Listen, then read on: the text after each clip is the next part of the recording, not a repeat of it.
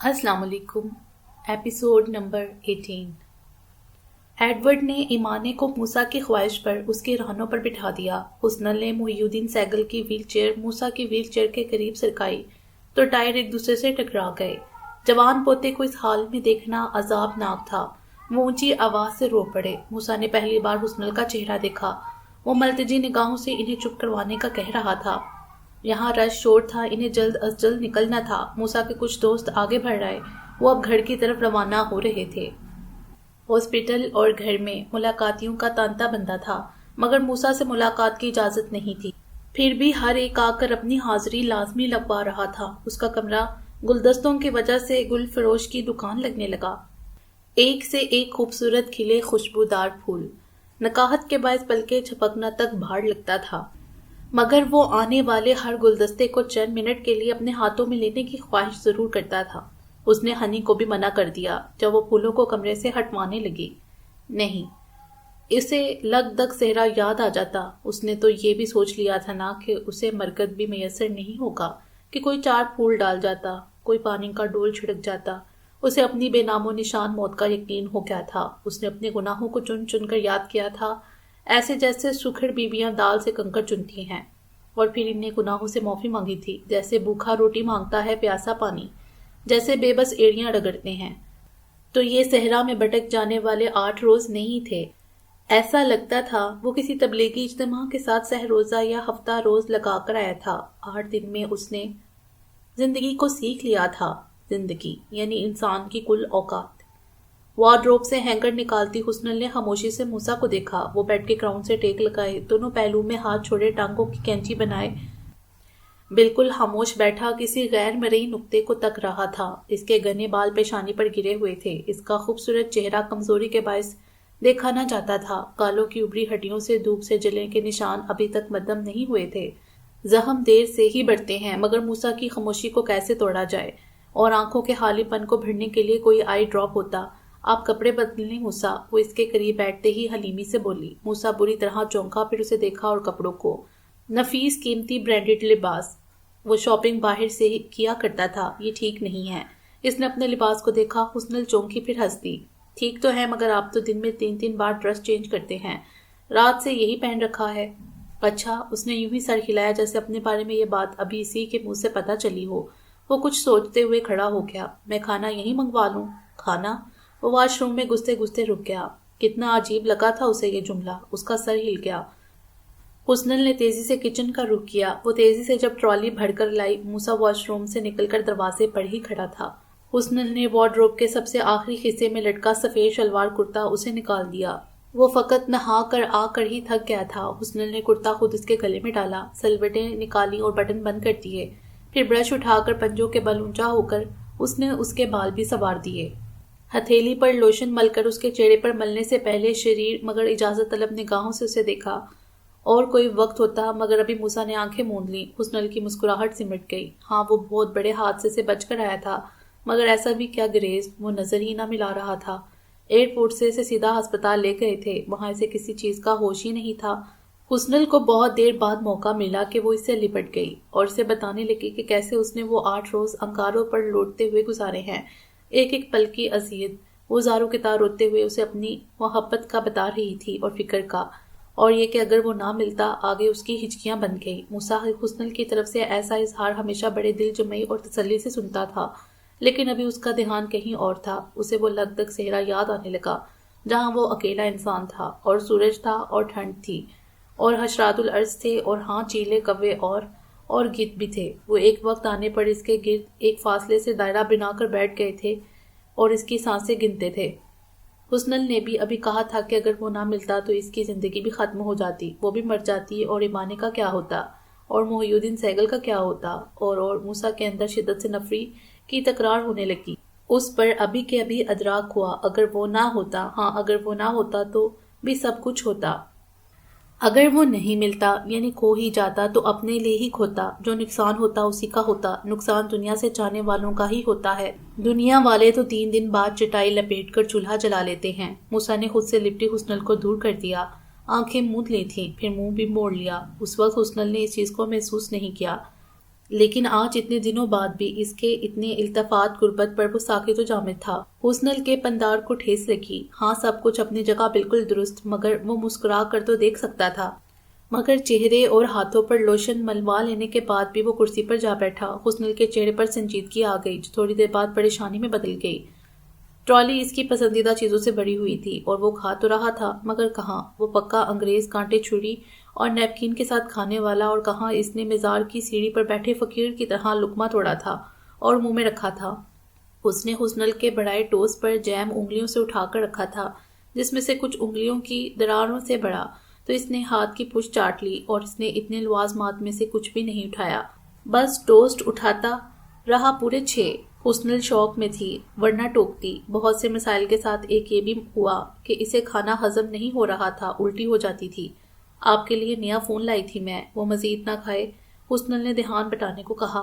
میں نے اس میں تمام نمبر فیڈ کر دیے ہیں، آپ چیک کر لیں۔ اس نے اس کے ہاتھ ٹشو سے صاف کر کے ان میں موبائل دے دیا۔ موسیٰ کا دھیان پلٹ گیا۔ موبائل کی بڑی سی اسکرین چھونے سے کھل گئی۔ اس پر حسنل، موسیٰ اور ایمانے کی خوبصورت تصویر نمایاں تھی۔ ایمانے، اس نے چوکنے انداز میں پوچھا۔ اسکول۔ حسنل کے چہرے پر نرمی پھیل گئی۔ موسیٰ نے نمبر لسٹ کھول لی۔ سب سے پہلا نام احمد غفار کا تھا۔ موسیٰ کو بہت زور دینے پر بھی یاد نہیں آئی یہ کون شخص ہے۔ نام جانا پہچانا تھا۔ حسنل تیار ہونے چلی گئی تھی۔ اسے موسیٰ کو ڈاکٹر کے پاس لے کر جانا تھا۔ احمد غفار۔ موسیٰ نے نمبر ڈائل کر کے کان سے لگا لیا۔ اسے یاد آ گیا احمد غفار کون تھا۔ اس کا پورا وجود جنجنا گیا تھا۔ زمین میلی نہیں ہوتی، زمن میلا نہیں ہوتا، محمد کے غلاموں کا کفن میلا نہیں ہوتا۔ جو نام مصطفیٰ، نہ جانے کدھر تھا احمد غفار، جو فون اٹھاتا ہی نہ تھا۔ اور انسپکٹر رام ناتھ، اس کا چہرہ پلکوں کے نیچے طلوع ہوا تھا تو آنکھوں میں مرچیاں بڑھ گئی۔ رام ناتھ اس کا سب سے بڑا استاد یا نفاذ، جو سبق اسے دیا جسے حاصل مطالعہ وہ پہلے کبھی نہیں پڑھا، اور جو سوال اس نے اٹھائے، جو رویہ اس نے اپنایا۔ بھٹکے ہوئے 8 دنوں میں اس نے اپنی کل زندگی کو سوچا تھا، اور لوٹ آنے کے بعد ان 8 دنوں میں دراصل وہ انسپکٹر رام ناتھ کو سوچ رہا تھا، مگر ادراک نہیں ہو رہا تھا۔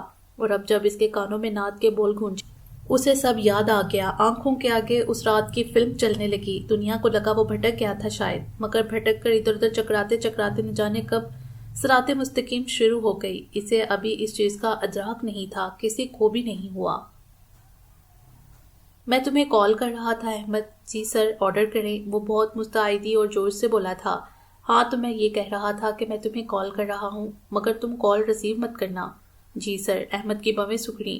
اس نے شاید غلط سنا تھا۔ موسیٰ نے الفاظ دہرا دیے ایک نئے اضافے کے ساتھ۔ مجھے تمہاری رنگ ٹون، میرا مطلب ہے یہ نعت سننی ہے۔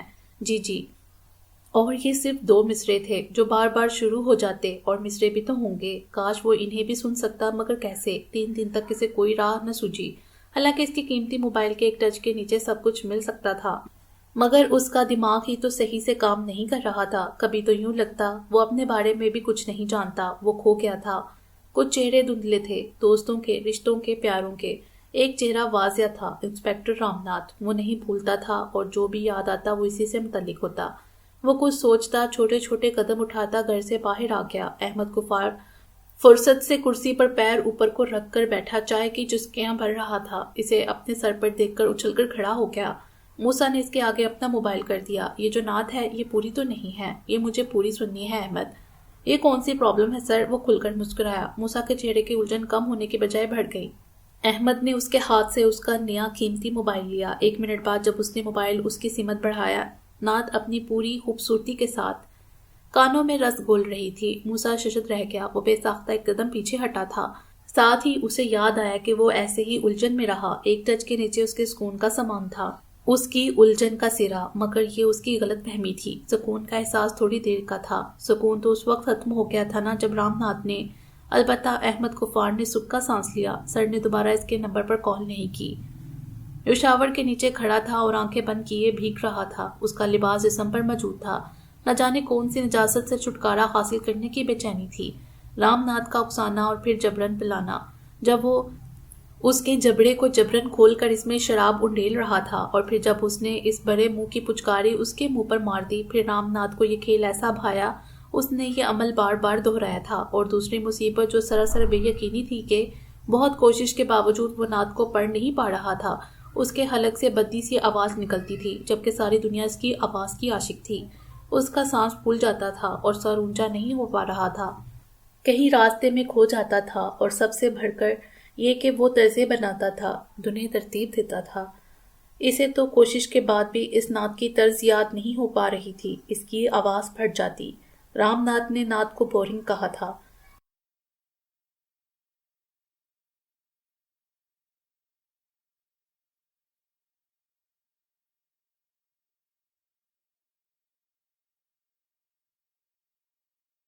اس نے موسیٰ سے بجن گوایا تھا۔ کاش وقت پلٹ سکتا تو وہ رام ناتھ کے منہ کو کس کے الٹے ہاتھ کا جھاپڑ دے دیتا، اسے زمین پر گرا کر اس کی گردن کو اپنے جوتوں کی ایڑی سے مسل دیتا۔ لیکن وہ تو بہت بعد کی کہانی ہے، ابھی تو اسے خود کی صفائی کرنے کی فکر تھی۔ ایسا کیا کرے کہ جسم صاف ہو جائے؟ اس نے اپنے چہرے پر زور زور سے ہاتھ ملے جیسے رام ناتھ کی پچکاریاں ہٹا رہا ہو۔ تو ایسا کیا کرے کہ چہرہ صاف ہو جائے اور روح؟ وہ چونکا تھا، شاور سے مسلسل پانی بہہ رہا تھا۔ سیاہ شیشوں والے پراڈو سیاہ تار کوڑ پر پھسلتی جا رہی تھی۔ حسن الباب کی سوچوں کی رفتار گاڑی کی رفتار سے کہیں زیادہ تھی۔ وہ الجھی نڈال پریشان اس یقین کے ساتھ جلد از جلد منزل پر پہنچ جانا چاہتی تھی کہ وہاں اس کا دل ہلکا ہوگا، وہ سب کہہ سکے گی جس نے اس کے راتوں کی نیند اور دن کا سکون برباد کر دیا تھا۔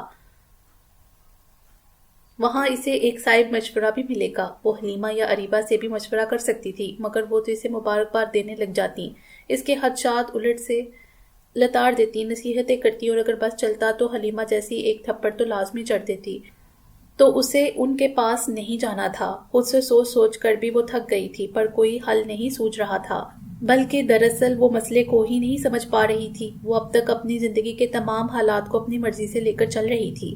اس نے ہر فیصلے پر عمل اپنے فائدے نقصان کو دیکھتے ہوئے کیا تھا، مگر اس بار چونکہ معاملہ کلیئر نہیں تھا، اس لیے وہ اپنے خدشات کو مل بیٹھ کر بانٹنا چاہتی تھی۔ اور اس کے علاوہ اگر موسیٰ کو کوئی جانتا تھا تو وہ ایک ہی ہستی تھی۔ میں تمہیں فون کر دوں گی 2 گھنٹے تک۔ اس نے سر اٹھا کر مذکورہ فلیٹ کی گیلری کو کھوجا۔ وہ جو فلموں میں ہوتا ہے نا، ایک شخص بچھڑ گیا پھر لوٹ آیا، وہ ہوتا وہی شخص ہے، رنگ روپ شکل، مگر کچھ ان کا سا نادیدہ سا ہوتا ہے جو مستقل احساس دلاتا ہے کہ یہ وہ شخص نہیں، بیس بدل کر آیا ہے، ہو بہو ویسا، مگر کچھ فرق، کچھ کمی سی۔ مجھے لگتا ہے میں کسی اور شخص کے ساتھ رہ رہی ہوں، یہ آدمی موسیٰ نہیں ہے جیسے۔ حسن المآب نے بہت موزوں الفاظ جوڑ کر پیراگراف ترتیب دیا تھا۔ تمہیں غلط فہمی ہوئی ہوگی ہنی۔ غلط فہمی؟ کیسی غلط فہمی؟ ایک ماہ ہونے والا ہے، ان کا کھانا پینا سونا جاگنا بولنا، بلکہ بولنا کیا، وہ تو یوں خاموش رہتے ہیں جیسے مجرم ہوں۔ خاموش؟ سب بدل چکا ہے، موسیٰ کی زندگی بالکل الٹ ہو رہی ہے جیسے۔ مجھے تو ایسا محسوس نہیں ہوا۔ ایک ٹف ٹائم گزارا ہے اس نے۔ زندگی اور موت کو اپنے اوپر جیتتا ہارتا دیکھنا کتنا تکلیف دہ ہو سکتا ہے۔ دھیرے دھیرے نارملٹی کی طرف لوٹ آئے گا۔ میں بیوی ہوں شہر، اس نے ناگواری سے جتاتے ہوئے اس کا جملہ کاٹا تھا۔ آئی نو ڈیڈ، شہرزاد نے طویل ٹھنڈی سانس لی۔ یہی تو زندگی کی سب سے بڑی ہار تھی، کاش وہ جیت پاتی۔ ایک جنبش سے واقف ہوں، وہ کس وقت کیا چاہتا ہے، اسے کس چیز کی طلب ہے، میں اسے پا لینے سے پہلے ہی اسے پوری طرح واقف تھی شہر۔ اس کی آواز خود کلامی میں بدل گئی۔ اور میں اسے پائے بغیر تم سے زیادہ جاننے کا دعویٰ کر سکتی ہوں حسن المآب۔ شہرزاد کا دل محسوس کیا، مگر میرے اس دعوے کی کیا حیثیت، کیا مقام، کیا عزت۔ وہ خاموش ہو گئے ہیں، بالکل خاموش، اتنے بے زر کے احساس نہیں ہوتا وہ گھر میں ہیں کہ نہیں۔ سب جانتے ہیں وہ اپنی ماما پاپا کا ذکر نہیں کرتے، پسند ہی نہیں کرتے، اور پتہ ہے 3 دن پہلے ایک بہت پرانی شاید بچپن کی تصویر اپنے سامنے رکھے رو رہے تھے شہر، بچوں کی طرح بلک بلک کر، ہچکیوں سے، بیچ میں کچھ نہ کچھ بول رہے تھے۔ کبھی کہتے ہیں مجھے معاف کر دے، میں آپ کو معاف کرتا ہوں۔ مجھے نہیں پتا کہ ان کے درمیان کیا مسائل رہے ہوں گے، لیکن میں اتنا ضرور جانتی ہوں کہ بابا محی الدین سہگل ممی کو پسند نہیں کرتے تھے، اور انہی کی وجہ سے ڈیڈ کو بھی۔ لیکن کیوں، کس لیے، میں نے کبھی اس بارے میں نہیں سوچا، نہ پوچھا۔ میں ایسا کوئی کام نہیں کرنا چاہتی جو موسیٰ ناپسند کرتے، یا وہ بولتے بولتے تھک سی گئی۔ لیکن وہ مجھے اگنور کر رہے ہیں۔ اس کی آواز بوجھل ہو گئی۔ تمہارا وہم ہے۔ شہرزاد کو عجیب سا سکون محسوس ہوا۔ نہیں، حسنل نے کھنگار کر گلا صاف کیا۔ اب کیا کہوں، وہ ہچکچاہٹ کا شکار تھی۔ جب سے وہ آئے ہیں، وہ ٹھنڈا سانس لے کر چپ ہوئی۔ جب سے وہ آئے ہیں انہوں نے مجھے چھوا تک نہیں۔ اس نے تیزی سے کہہ کر جان چھڑائی۔ شہرزاد کے جسم پر پھوار سی پڑی۔ ایسا کیوں؟ پتہ نہیں۔ حسنل انگلیاں چٹکنے لگی۔ یوں لگتا ہے انہیں ایمانے کے علاوہ کچھ یاد نہیں۔ وہ مجھ سے باقاعدہ نظریں چڑھاتے ہیں اور ان کا رویہ میں وضاحت نہیں دے سکتی۔ وہ گھنٹوں خاموش رہتے ہیں، خالی نگاہوں سے ٹکٹکی باندھ کر غیر مرئی چیزوں کو گھورتے ہیں، جیسے کسی نے جادو کی چھڑی پھیر دی ہے۔ وہ بدل گئے ہیں شہر۔ حسن تیز تیز بولنا شروع ہو گئی۔ کھانے کی ٹیبل پر جو مرضی رکھ دو، سوچ سوچ کر نوالا منہ میں ڈالتے ہیں۔ شیف کو اپنی نوکری خطرے میں نظر آ رہی ہے۔ میں نے چیک کرنے کے لیے پالک پنیر کی جگہ فرائی بھنڈی سے پلیٹ بھر دی۔ ساکت نظروں سے نوالا ہاتھ میں پکڑ کر اندھا دھند منہ میں ڈالتے رہے۔ بے حد چھوٹے نوالے، اور پانی کے گلاس کو ہاتھ میں پکڑے گھورتے ہیں۔ شامی کباب کھا لیا، مرچوں کی عادت نہیں ہے نا؟ ذرا سا چونکے پھر کباب کو ہاتھ میں پکڑ لیا۔ کچھ لمحے دیکھتے رہے پھر کھانے لگے۔ انبلیویبل۔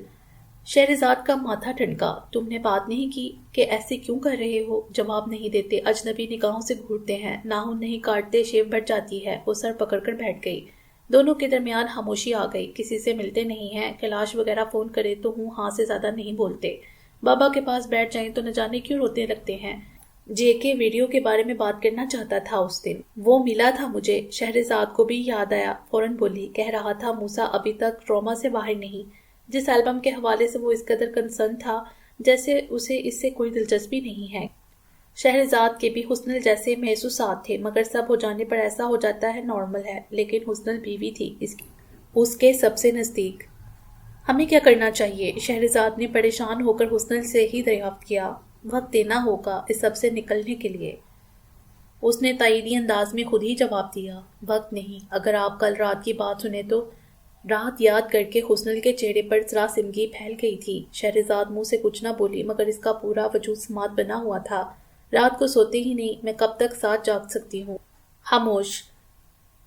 ناک متوجہ کرنے پر بھی رد عمل ظاہر نہیں کرتے، لیکن کل مجھے سوتے سے جگا دیا۔ میرے پیروں کے پاس کھڑے ہو کر چادر کھینچ رہے تھے۔ شہرزاد کے جسم میں سنسنی پھیلی۔ حسن کیا سنانے والی تھی؟ ہنی، ہنی اٹھو، اٹھو تو۔ وہ دھیمی مگر عجلت بھری آواز میں پکار رہا تھا۔ وہ ہڑبڑا کر اٹھ بیٹھی۔ گہری تاریکی، سامنے بڑی کھڑکی پارٹوں پارٹ کھلی تھی اور سفید جالی دار پردے ہوا سے پھڑپھڑا رہے تھے۔ کیا ہوا؟ وہ سخت تجمبے اور کسی حد تک خوف سے موسیٰ کو دیکھ رہی تھی۔ تاتا تم نماز نہیں پڑھو گی؟ اس کا سوال جھجک سے بھرپور تھا اور ہاں سننے کا متمنی بھی۔ نماز؟ کھڑکی کے باہر کی تاریکی، ابھی نماز کا وقت؟ اس نے سائڈ لیمپ جلا کر گھڑی پر نگاہ ڈالی۔ 3:45 کا عمل تھا، ابھی وقت نہیں ہوا۔ وقت سے پہلے نماز نہیں پڑھ سکتے کیا؟ پڑھ تو سکتے ہیں، لیکن ابھی کیوں؟ اس نے پیر نیچے کر کے سلیپر ٹٹولے۔ مجھے نماز پڑھنی ہے۔ حسن المآب۔ موسیٰ نے بہت دقت سے مگر پھر کمان سے نکلے تیر کی طرح تیزی سے جملہ مکمل کیا۔ اذان میں وقت ہے، مگر آپ پڑھ لیں۔ تہجد پڑھ سکتے ہیں 2 رکعت۔ تم میرے ساتھ پڑھو گی؟ میں پڑھ لوں گی، پڑھ لیتی ہوں، اس نے نرمی سے جواب دیا، مگر وہ بے حد حیران اور خوف زدہ تھی، پتہ نہیں کیوں۔ کپڑے تبدیل کرتے، وضو کرتے وہ سخت حیرت کا شکار تھی، مگر اس نے خود کو قصداً نارمل رکھا تھا۔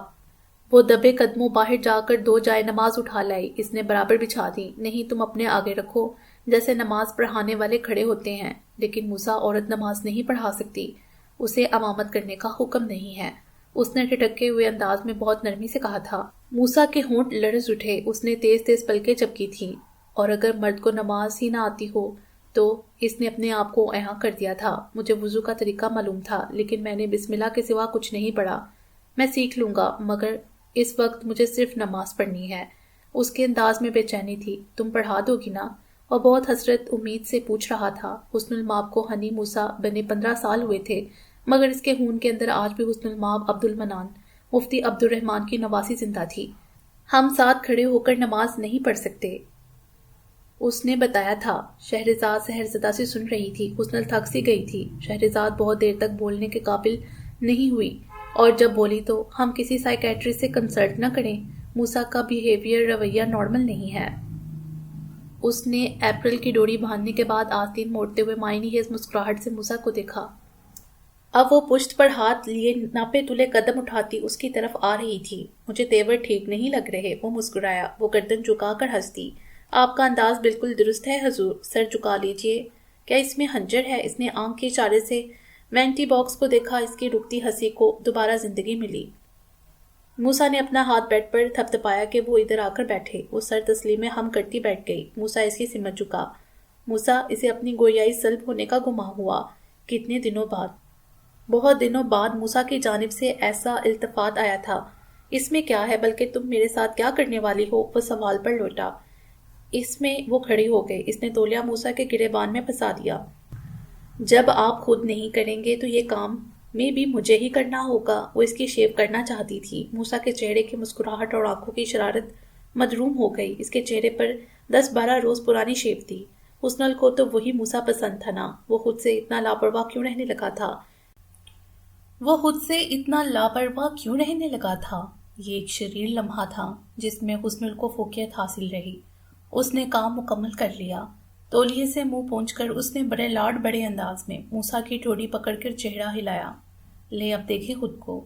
اس نے دوسرے ہاتھ میں آئینہ تھاما اور خود موسیٰ کے پیچھے ہو کر اس کے شانے سے اپنا چہرہ نکال کر خود بھی آئینے میں دیکھنے لگی. اس کا چہرہ فاتحانہ تبسم و خوشی سے سجا ہوا تھا. موسیٰ اس کی خوشی میں خوش ہو رہا تھا. آئینے میں نظر آتا اس کا حسن. جہاں سو اللہ اللہ وہ اپنے کارنامے پر نازا تھی. مگر نہ جانے کیوں موسیٰ کی آنکھیں بجھ گئیں. چہرہ اتر گیا. اس نے یکدم آئینہ رکھ دیا. حسنل کو دھچکا لگا.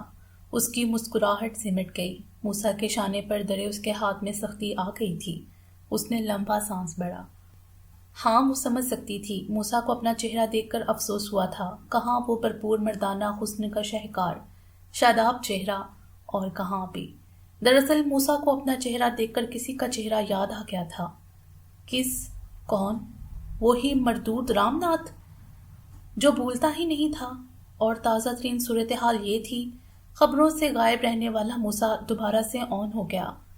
بات تھی ہی اتنی عجیب یا ناقابل یقین. حسنل تو اسی تفریق میں اٹک گئی. اور پھر جب ہوش سنبھالا.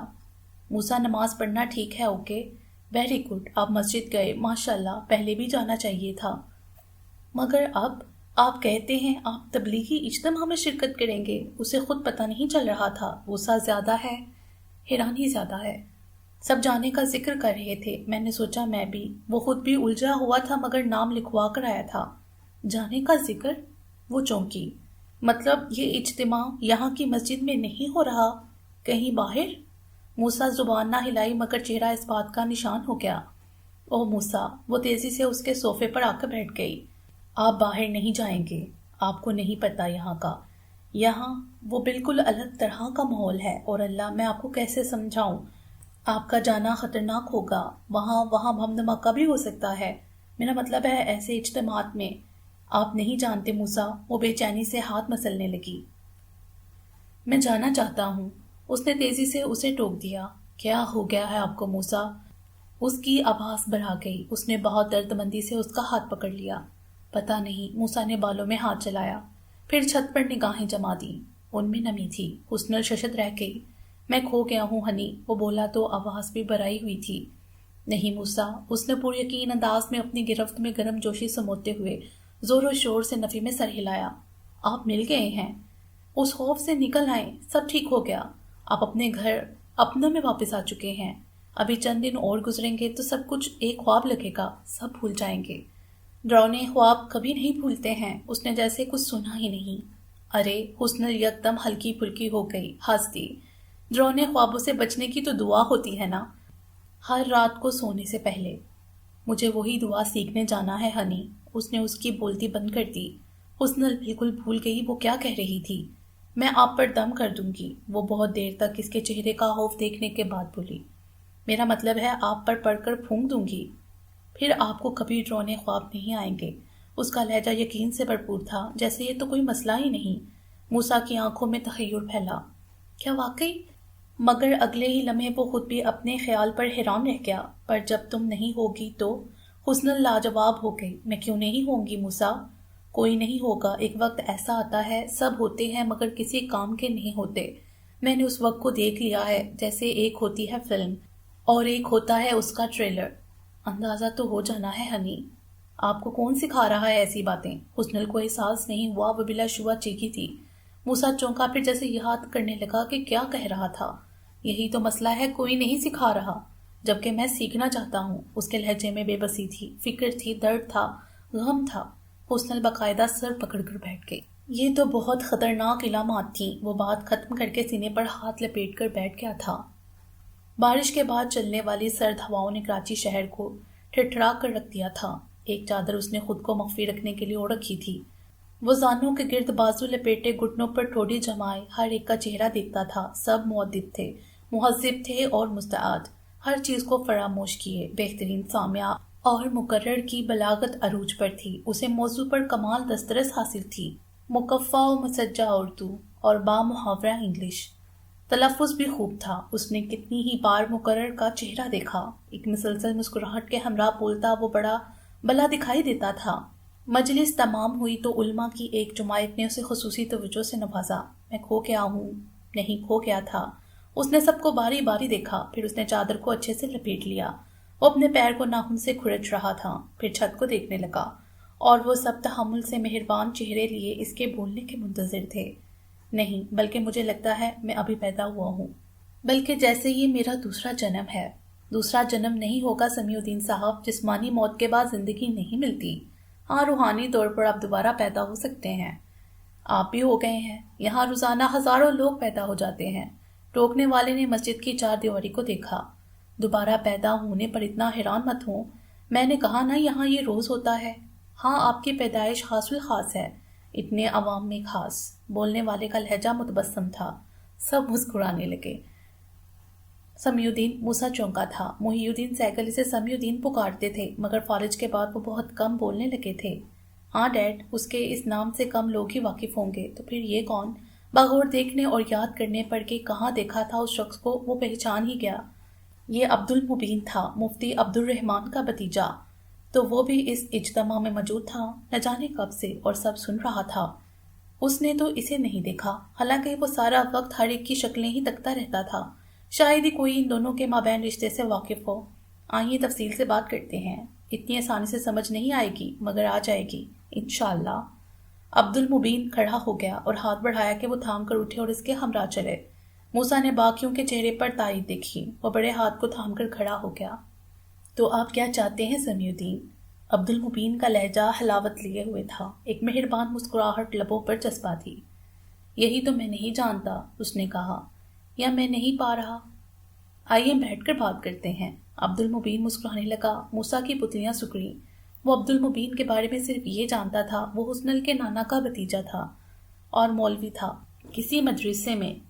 یہ بات البتہ وہ نہیں سمجھ پایا کہ ہنی ان سے ملنے میں متعمل تھی یا وہ لوگ ان سے ملنا پسند نہیں کرتے تھے.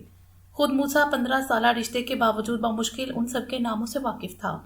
ملنا جلنا عید بقر عید میں بھی نہ ہونے کے برابر تھا، اور وہی عبد المبین اسے ہاتھ سے پکڑ کر لے آیا تھا.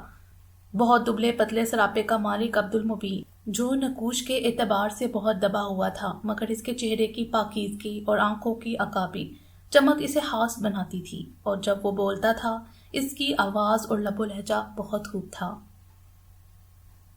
ایک مبلغ ہونے کے حوالے سے یہ بہت بڑی خوبی تھی. جب وہ بولتا دل میں گھر کرتا تھا. چند جملوں میں ہی معنی آفرین مکمل جواب پیش کر دیتا تھا، اور اس سے بڑھ کر وہ سامنے والے کو تحمل سے سننے کا حوصلہ رکھتا تھا. بلا سبب ٹوکتا نہیں تھا. ملنا ملانا نہیں تھا، مگر رشتہ تو تھا نا. کان کھلے رکھنے ہی پڑتے تھے. خبریں مل ہی جایا کرتی تھیں. لہو و لعب میں ڈوبا ایک گانے والا. قیامت اس سے بڑھ کر اور کیا ہوگی. تایا جان مفتی عبید الرحمان اسے حسن المآب کے لیے چنا کیوں کیسے؟ گھر والوں کو تو بس اطلاع ملی تھی. کوئی بات تھی بھی تو وہ اندر ہی اندر دبا دی گئی. عبد المبین کا کوئی جذباتی لگاؤ نہیں تھا، مگر ہوش سنبھالنے سے لے کر جوانی تک سنا تو تھا حسن المآب کا نام اس کے ساتھ لیا جاتا. تو پھر اسے اچانک ادب نے سوال کی اجازت نہیں دی، ورنہ تو اندر تلاطم برپا ہو گیا تھا. جب حسنل کے رخصت ہونے کے بعد نانا جان سب کے سوالوں سے جان چھڑوا کر کتب خانے میں بند ہو گئے تھے اور رونے لگے. وہ سر سے ٹوپی اتار کر اس پر بے آواز ہاتھ مارتے تھے اور نہ جانے کیا کہتے تھے. وہیں عبد المبین بھی دم سادے بیٹھا تھا. وہ تو بے وقوف کم عقل بچی تھی، کچھ ضدی. مجھے عقل کرنا چاہیے تھی. ایسی جلد بازی عبید الرحمان، کیسے سامنا کروں گا میں کل کو اس کا. مجھے اسے پیار سے سمجھانا چاہیے تھا. وہ سر پر ہاتھ رکھ کر بیٹھ گئے تھے. عبد المبین دبے قدموں باہر نکل آیا. تو کوئی نہ کوئی بات تھی، لیکن اس رات کے بعد دوبارہ کسی نے ان کی زبان اور انداز سے کسی پچھتاوے کا تذکرہ نہ سنا. ہاں، وہ حسنل کا تذکرہ کم کرتے تھے یا سرد آہ بڑھ کے رہ جاتے تھے. موسیٰ کو دیکھ کر عبد المبین نے ایک ہی بات سوچی تھی. موسیٰ جیسے تو ارمان ہوتے ہیں، خواب ہو سکتے ہیں، اور حسنل ہی نے تو ایک بار کہا تھا عبد المبین جیسے لڑکے آؤٹ آف فیشن ہیں. وہ ایک عرصے تک اس بات کا مطلب نہیں سمجھ سکا تھا۔ حسنل کو فیشن میں ان لڑکا مل گیا تھا اور وہ کہہ رہا تھا کہ وہ بھٹک سا گیا ہے، اسے سکون نہیں مل رہا، دراصل اسے راستہ نہیں مل رہا تھا۔ اور ایسے لوگ بڑے آسان شکار ہوتے ہیں، جس راہ پر چاہے ڈال دو، خود کش جیکٹ پہن کر خود اپنے ہی گھر پر حملہ کر دیتے ہیں۔ عبد المبین کو اپنے کندھے پر بھاری ذمہ داری محسوس ہوئی کہ وہ اسے بھٹکنے نہ دے اور ہاتھ پکڑ کر گھر تک چھوڑائے۔ اس نے اپنی سب مصروفیات پر سے پشت ڈال دی، اسے موسیٰ کی ہر بات کو سننا تھا۔ اب کیوں پریشان ہے سمیع الدین؟ ساتھ ہی اس نے شیشے کی خوبصورت کیتلی سے قہوہ کپ میں انڈیلا۔ موسیٰ کے ماتھے پر تیوریاں پڑ گئیں، اسے خیالات مجتمع کرنے میں بڑی مشکل کا سامنا تھا۔ میں سوچتا ہوں اللہ نے مجھے ایسے پھنسا کر موت کا منہ دکھا کر بچایا کیوں؟ جب مرنا ہی تھا تو وہیں مر جاتا، جو دوبارہ کیوں بھیجا گیا یہاں سب کے بیچ؟ دنیا کو ابھی آپ کی ضرورت ہوگی موسیٰ۔ دنیا کو کسی کی ضرورت نہیں ہوتی، کسی کے ہونے نہ ہونے سے دنیا کے کام نہیں رکتے، دنیا کو فرق نہیں پڑتا۔ وہ ناراضگی سے گویا ہوا۔ صحرا کے دنوں نے اس پر دنیاوی رشتوں کی حقیقت کھول دی تھی۔ بات تو یہ 16 آنے درست ہے، مگر آپ کا وقت ابھی باقی تھا، اسی لیے آپ کو صرف جسمانی نہیں روحانی طور پر بھی نئی زندگی ملی ہے۔ روحانی زندگی وہ کیا ہوتی ہے؟ اس کے سوال پر اکڑ بن نمایاں تھا۔ اور کیوں ملی ہے؟ کیوں کا جواب تو میں ابھی آپ کو نہیں دے سکتا، لیکن دوں گا ضرور۔ عبد المبین نے انگشت شہادت اٹھا کر عہد دیا، مجھے یہ زندگی نہیں چاہیے، یہ جو آپ نے کہی روحانی زندگی۔ میں اپنی پچھلی زندگی سے بہت خوش تھا، وہ بہت اچھی پرسکون اور شاندار زندگی تھی۔ وہ تو آپ اسی کی طرف لوٹ جاتے، ادھر کیوں آ نکلے؟ یا کسی نے بھیج دیا ہے؟ عبد المبین کے لبوں کا تبسم نہیں جاتا تھا۔ موسیٰ کو الجھن ہوئی۔ ہاں، سوال میں دم تھا، وہ کیوں ادھر آیا تھا؟ یہ اتنا مسکراتا کیوں ہے؟ کیا یہ بہت خوش اور مطمئن ہے زندگی سے؟ عبد المبین نے قہوے کی چسکی لی، پھر اسے متوجہ کیا۔ قہوہ ٹھنڈا ہو رہا تھا۔ موسیٰ چونکا۔ سیاہی مائل سنہرا محلول، اسے قہوہ کچھ خاص پسند نہیں تھا۔ کھانے پینے کے معاملے میں بڑا نازک مزاج تھا، ملاح کا نفاست پسند، باریک بین۔ اس نے گردن گھما کر مسجد کی خاموش پاکیزہ فضا کو دیکھا۔ دل فریب ٹھنڈی ہوا، سفید فرش، شیشے کی پیالی میں قہوہ، مسکراتے چہرے والا عبد المبین۔ بیک وقت منظر بدل گیا۔ بان کی کھڑی چارپائی پر پڑا اس کا جسم، اس کی اپنی قے سے اکڑا کالر اور گریبان، اور تعفن چھوڑتی پینٹ، چارپائی کی بنائی سے نیچے ٹپکتا پانی اور غلاظت اور اوندا پڑا پیالہ، اور شیشے کی بوتلیں اور سرخ مشروب، اور رام ناتھ کا مردود چہرہ جب وہ ناچ رہا تھا۔ ہاں تو رام ناتھ نے اس کی زندگی کا چین و سکون لوٹا تھا، اسی کی وجہ سے تو وہ یہاں آ کر بیٹھ گیا تھا، زندگی سے قرار لوٹ لیا تھا، دربدر کر دیا تھا۔ اس نے وحشت میں گر کے پیالی اٹھائی اور رکھ دی، اس کی سانسیں اتھل پتھل ہو گئی تھیں۔ اس نے کچھ آگے ہو کر عبد المبین کا ہاتھ پکڑ لیا۔ میں مسلمان ہونا چاہتا ہوں۔ جی؟ عبد المبین بنچکا رہ گیا۔ نہیں، مسلمان نہیں ہونا، مجھے بس دین کو جاننا ہے، بس اتنی سی نالج کہ میں رام ناتھ کے سوالوں کے جواب دے دوں۔ مسلمان تو میں ہوں۔ اس نے یقین سے اپنے کہے کی تصدیق کی، مگر مجھے رام ناتھ کے آگے مسلمان کو ایکسپلین کرنا نہیں آیا۔ آپ سمجھ رہے ہیں نا میں آپ کیا کہنا چاہتا ہوں؟ اس کے انداز کی عجلت و تندوہی بالکل دھیمی ہو گئی۔ وہ ایک بار پھر قابل رحم لگنے لگا تھا۔ عبد المبین کی اکڑ جانے والی سانس بحال ہوئی۔ رام ناتھ کون ہے؟ رام ناتھ؟ موسیٰ کے چہرے پر حیرانی آ گئی۔ اور آپ اسے کیوں ایکسپلین کرنا چاہتے ہیں؟ وہ جو باتیں کرتا تھا میرے پاس ان کے جواب نہیں تھے۔ پھر اس نے میرا مذاق اڑایا، وہ مجھ پر ہنس رہا تھا اور سارے مسلمانوں پر ہنس رہا تھا۔ وہ مجھ سے پروفٹ نبی صلی اللہ علیہ وآلہ وسلم کی لائف کے بارے میں اور اسلام کے بارے میں پوچھ رہا تھا۔ مجھے آنسر آتے ہی نہیں تھے۔ اس نے profit piece be upon him کے بارے میں باتیں کی، مجھے وہ بھی۔ آپ پروفٹ مت کہیں موسیٰ، عبد المبین نے توضیح ضروری سمجھی۔ موسیٰ کی آنکھوں میں درشتگی آ گئی، سرنفی میں ہلا۔ رام ناتھ بار بار ان کا نام لے رہا تھا، مجھے اس کے منہ سے ان کا نام سننا اچھا نہیں لگ رہا تھا۔ میرا دل چاہا اس کا منہ توڑ دوں، مگر میں ہل بھی نہیں سکا۔ وہ رونا شروع ہو گیا۔